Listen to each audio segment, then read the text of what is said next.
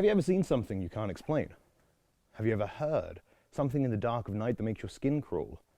Have you heard the tales of Loch Assynt? For years, a half-fish, half-human creature has been spotted on the shores of Loch Assynt, near the town of Inchnadanf. Where do these stories come from? Where do they originate from? Tonight, we'll be exploring the tales of the mermaid of Loch Assynt. We're here with Gregor McCallan, a local Teely Speary and folklorist, who's the best man to tell us more about this legend.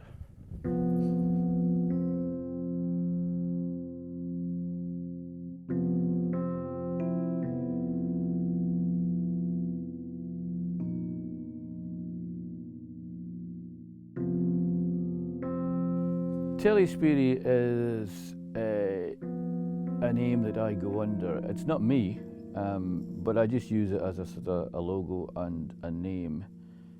But Teely Speary, the word itself, is actually an old Scots word meaning an informant or an informer. So Telly is I'm telling you a story. So I'm telling, or Telly, you've told me a story, I'm telling you a story. So the Telly part of that. And Speary is, are you asking? Aye, I'm spearing.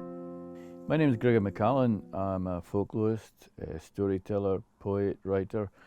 Travelling people, I mean, even nowadays we say don't talk to strangers and various kind of warnings like that.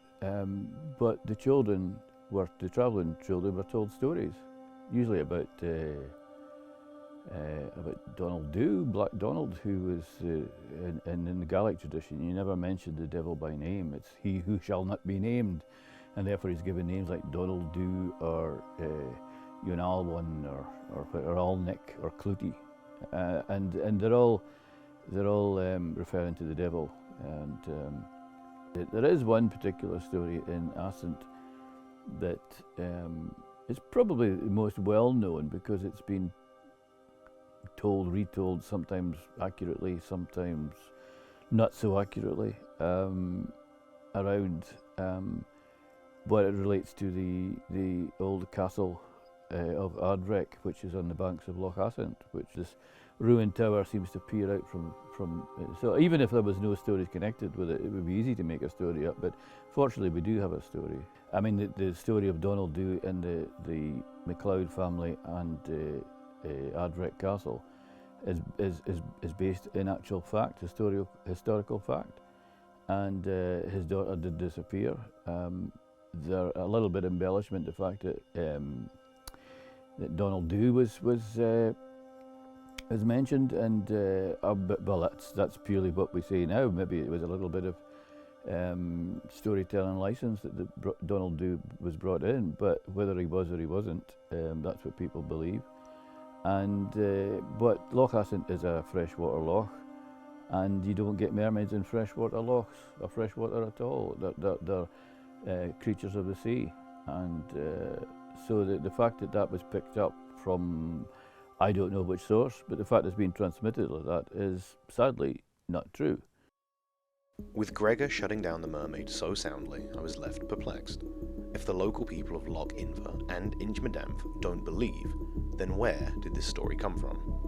So I went looking. The Wikipedia page tells a story similar to what Gregor told us, but with the twist at the end that Ema didn't plunge to her death to be stolen away by Donald Dhu, but instead hit the waters becoming a mermaid. Graham Johncock has written his own version of this story, compounding the lore and adding to it. After checking the source code of the page though, I noted this particular story had been published in 2021. Kit Duddy has also posted a poem in regards to this mermaid, but once again, his webpage was published in 2017. Both of these additions add to the lore, but after reaching out to both parties, I received no response. Then, I struck gold. Wikipedia stores every change made to a page. Its entire history exists, and you can pass through edit by edit, looking at each and every alteration. It was only a matter of checking the logbook until I found what I was looking for.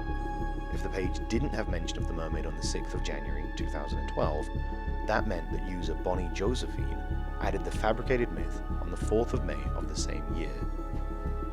This was huge, a lead, but then the story got stranger. I received an anonymous tip from a source who agreed to be filmed. This is what they had to say.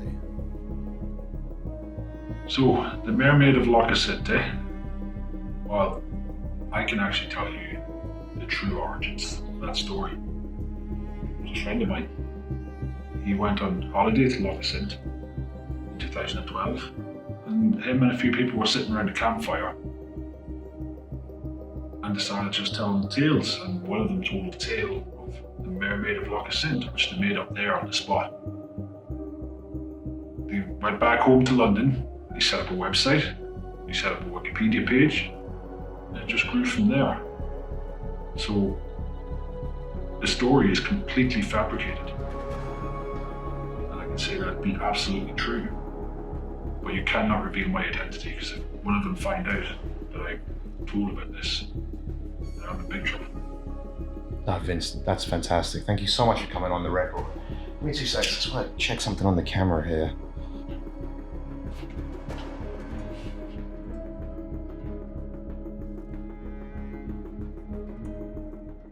A tale that's not entirely true. A legend that turns out to be myth. But that hasn't stopped it capturing the imagination of people worldwide who tell tales and write stories about the Mermaid of Loch Asinte. Does that mean it's a less believable legend? Well, that's for you to decide. I've been Gary Copeland Boyd, and this is the tale of the legend of the Mermaid of Loch Asinte.